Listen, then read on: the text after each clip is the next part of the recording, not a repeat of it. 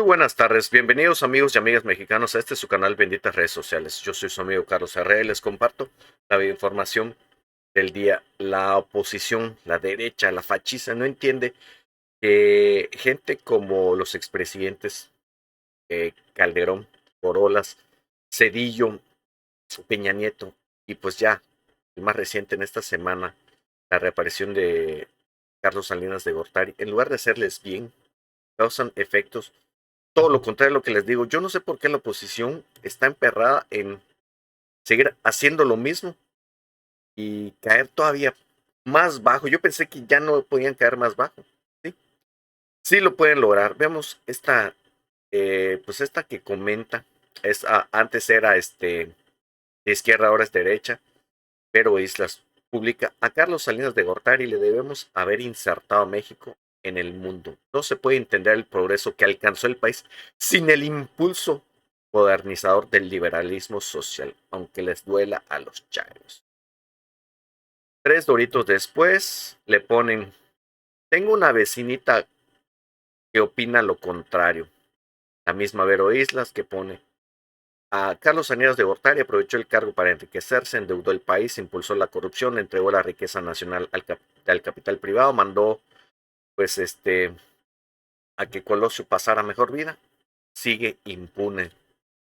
Porque hay gente que hoy dice una cosa, mañana otra, tan simple y sencillo que es mantenerte firme, ser firme de convicciones, ser congruente, tanto con lo que piensas, con lo que dices, como con lo que haces, pero no. Vemos que los derechangos son una especie, pues ahora sí que bárbara, en la cual, pues para ellos, todo el mundo está mal y los únicos que están bien son ellos.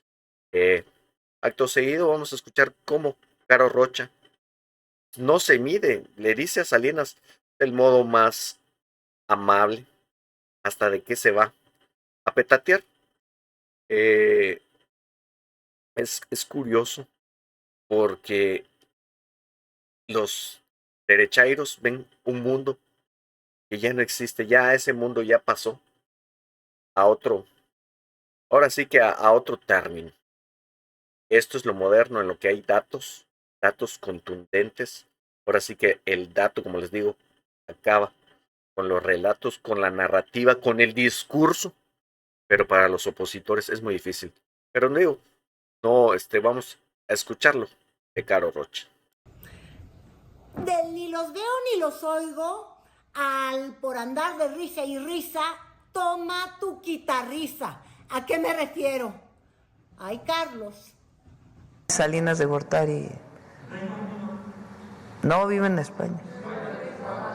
Bueno, a lo mejor va y viene, quién sabe. Sí, no sé, no tengo información. No, nadie ha solicitado su pensión y además no se la daríamos. Salinas de Gortari salió a cuento en la mañanera justo porque se publicó un podcast en el que el expresidente habló de América del Norte. Y ahí, a modo de chascarrillo, el expresidente decidió decir cuál era su estatus actual. Y fue desempleado, de verdad, no estoy bromeando, desempleado. Pero escuchen ustedes tantito de esta propia publicación. Porque mire, les podría decir que me llamo Carlos Salinas de Gortari y soy desempleado. Sí, porque pensionado ya no, ahora que alguien nos quitó las pensiones. Efectivamente, por andar llorando por su pensión, al autor de la política ficción, es decir, a Carlos Salinas de Gortari, me lo revivieron. ¿En dónde? En la conferencia del pueblo. Y es que Claudia Sheinbaum dijo: oigan, ¿qué pasó? ¿Cómo que estos desempleados tan tranquilitos y tan normalitos? Y están viviendo en la España y están viviendo a todo lujo. La mayoría, como hemos platicado, viven fuera de México. El único expresidente que vive en México es Fox, que vive en... ¿No? Dije, ya nueva noticia, no sabía. Bueno, Andrés Manuel, claro. Andrés Manuel López Obrador, que vive en Palenque, y Fox, que vive en Guanajuato. Claro que no hay punto de comparación. Los demás viven en España, todos. Vive Calderón, está en España. No, bueno, Zedillo vive en Estados Unidos, ¿no? Calderón vive en España, Peña Nieto vive en España y Salinas de Gortari ha solicitado su pensión y además no se la daríamos. Pueden, eso sí, pueden solicitar su pensión del bienestar, porque bueno, pero es para quien vive en México, todavía no la hacemos extensiva, así que no podrían solicitarla a menos que regresaran a vivir a México. Y mire, básicamente si hablamos de Carlos Salinas de Gortari, diríamos que este joven desempleado que ni está buscando trabajo, ni está estudiando, ese sí es nini de verdad, lleva 30 años, es un fósil del huevonismo, de la fodonguería y de la vida maravillosa. ¿Y por qué le digo que maravillosa? Bueno, porque hace unos poquitos años, hace como 3, decidió mudarse a España. Vivía entre el Reino Unido y Dublín, cuando después de una huelga de hambre, ay pobrecito, ¿recuerdan ustedes? Allá en Nuevo León, y quejándose de que a él la solidaridad de Chalco pues no lo cobijó demasiado bien cuando agarró su pleito con Ernesto Zedillo Ponce de León. Y su sucesor mete en prisión a su hermano. ¿Por qué el pleito? Bueno, porque él no quiso devaluar la moneda mexicana en su debido momento, es decir, cuando él era presidente, porque ya le habían tocado cosas muy horrorosas. Tienen que recordarlo por fases. Carlos Salinas de Gortari es el presidente que promovió la gran apertura mexicana a la fase del neoliberalismo. Siguió un poco lo que fue sentando como bases Miguel de la Madrid con todo y crisis, es decir, eso no lo pudo romper, pero llevó a buen término la privatización de empresas estatales, llevó a buen término la firma del Tratado de Libre Comercio, la inclusión de México en el mundo y desde la narrativa neoliberal, la inclusión de México en el progreso, hasta que la realidad le alcanzó a su ficción, porque fue cuando se levanta el EZLN y empezamos a ver al año de 1994 como un año horrible, porque México salió del desencanto de esta promesa de incluirnos al primer mundo, que de alguna forma lo había muy bien vendido Carlos Salinas de Gortari, y tuvimos que toparnos con que eso que él había hecho, fíjense ustedes lo que son las palabras, eso que él había hecho había sido un mito genial, creer que éramos el primer mundo. Pedro Aspe, su secretario de Hacienda, decía que la pobreza era un mito genial. Sí creo que era Pedro Aspe, pero lo que fue un mito genial es que México era en la gran historia de desarrollo, porque a Zedillo le tocó la crisis, la peor crisis económica, la devaluación de diciembre de 1995, que hizo que de un día al otro 16 millones se despertaran en la pobreza. Y el tema viene a cuento porque en la mañanera no solamente estuvieron las palabras de Claudia Sheinbaum diciendo, oigan, híjole, hay que ser puercos pero no trompudos, casi que quejarse de no tener una pensión de presidentes cuando viven a todo lujo en España, en Europa o en Estados Unidos, en el caso de Zedillo, y casi que andar llorando que se hambrean, cuando lo que en realidad ocurrió en esos sexenios, y por eso les digo, pues le cayó, ay Dios mío, citando al célebre López Obrador como anillo al dedo, porque dijo, estos presidentes lo que sí hicieron muy bien fue ver el crecimiento, pero el crecimiento no económico, sino de las condiciones de pobreza de los trabajadores mexicanos. Como saben, durante todo el periodo neoliberal, lo que presumían de México en el extranjero era la mano de obra barata. Eso habla de la deshumanización de esos gobiernos.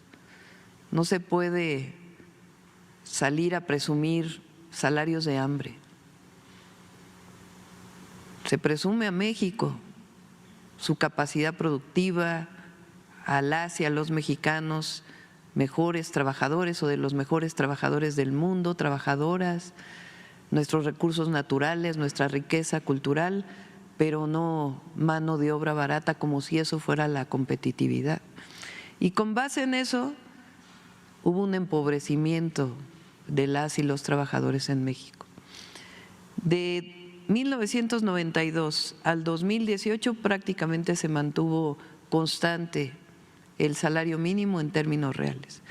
Con el presidente Andrés Manuel López Obrador tuvo un incremento significativo y nuestro objetivo es llegar a 2.5 canastas básicas. Es decir, que con un salario mínimo un trabajador o una trabajadora pueda tener 2.5 canastas básicas. Eso significaría, manteniendo más o menos la inflación, un incremento anual de 12%. Así lo planteé en los 100 puntos y quiero agradecer aquí a empresarios, a trabajadores, al secretario del Trabajo, a Marat y a Luis Munguía, que han estado haciendo un excelente trabajo, porque hoy logramos ese 12% de incremento salarial. Ahora, y pues ya entrada en el tema de pues recordar de estos presidentes que de alguna manera se han ido relevando en la villanía nacional. Somos un país que durante años percibió como al gran villano de la tragedia mexicana a Carlos Salinas de Gortari. Tienen que recordar esas épocas en las que se usaban estas máscaras, con estos orejones. Incluso el expresidente Vicente Fox pasó a la historia cuando era diputado y cuando era oposición y cuando no se había vuelto priista, ¿verdad? Hay que reírnos porque él apoyó a Peña Nieto usando las grandes orejas de que si eran burros. Era un símbolo de la corrupción y del empobrecimiento de los mexicanos. En primera, por mentiroso, porque le había contado al país que éramos el primer mundo y nos despertamos ante la más dura crisis económica, donde no es que fueran primero los pobres a hacerse más pobres, sino que los primeros en perder casi todo lo que pensaban que habían ganado fue la clase media. Y por eso Salinas, en el colectivo o en la memoria colectiva de mi generación, la mía, pues fue siempre visto como el más cruel hostigador de los sueños del mexicano. Era el villano por antonomasia, se dice de manera pomposa, pero bueno, era el villano que todo mundo conocía. Salinas y el chupacabras eran exactamente lo mismo. Entonces, pues se revive un poco en la mañanera, yo creo que pues la figura de Salinas como este terrible presidente que incluso salió en la primer telenovela Nada Personal, que sacó en televisión abierta nacional el propio Pigmenio Ibarra y que pues fue supervista porque tenía a un malvadísimo que siempre salía a su sombra pero con unas orejas. Ya sabías que por la oreja muere el pueblo, por la boca muere el pez y por sus orejas nos fuimos al diablo todo el pueblo mexicano. Entonces, recordar a este villano y luego ya de paso, pues volver a sacar a colación al que ha sido, yo creo que el destinatario favorito de los jabs que ha colocado en la mañanera del pueblo, que también es un medio de propaganda, evidentemente, para el gobierno actual de México, para la figura en particular de Claudia Sheinbaum, que ha sabido colocarle sus derechazos a Felipe Calderón y hoy, evidentemente, no fue la excepción. ¿Guerra contra el narco? Claro que no. O ¿cómo se llama? El que está allá preso en Estados Unidos. Genaro García. O García Luna. ¿Ustedes creen que él pida perdón al pueblo de México algún día? Es que hay mucha soberbia. Y nosotros estamos pidiendo, y lo vamos a insistir, el próximo año son 700 años de la fundación de Tenochtitlan, sí, ¿no? 1325. Y lo vamos a conmemorar. El perdón engrandece a los pueblos y a los gobiernos y fortalece las relaciones. Han pedido perdón. Ahora recientemente otra vez Biden hizo un perdón, del presidente Biden. Engrandece, reconoce que hubo atrocidades. Y miren, yo... Pues bueno, ahí está el ídolo de barro de la fachiza, Carlos Salinas, el mejor presidente para muchos. No, pues es que de verdad que así como que no van a salir del hoyo en el que están mientras no vean para adelante, mientras no reconocen, sigan sin reconocer los errores, todo lo que hicieron mal.